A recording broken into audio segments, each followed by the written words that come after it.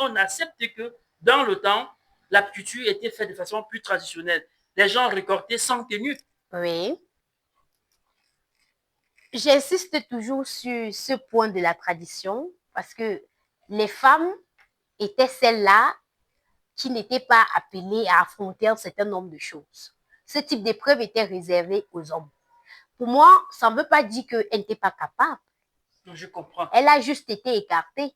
Donc, ça dit la société préservait les femmes, on les protégeait Oui, sur un certain nombre de choses. Là, je comprends. Ça veut donc dire effectivement. que si on regarde un peu dans l'historique et dans la société, dans l'évolution de la société, on va se rendre compte qu'il y a beaucoup de métiers qu'on a interdit les femmes, pas parce qu'elles n'étaient pas à mesure à l'exercer, mais parce que la société protégeait ces femmes. Effectivement.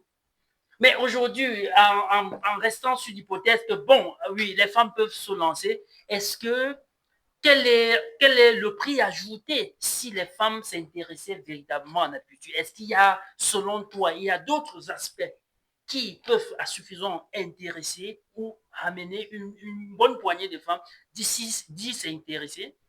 Il y a autant d'aspects à l'apiculture, justement parce que l'apiculture ne se limite pas seulement à cette récolte, à ces piqûres dont on parlait tout à l'heure. Il y a plusieurs aspects. Par exemple, la conception et la réalisation des ruches. Tenir un marteau aujourd'hui n'est plus un problème pour une femme, d'après moi.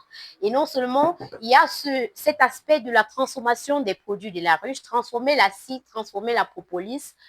Je pense que la femme peut dans ce sens.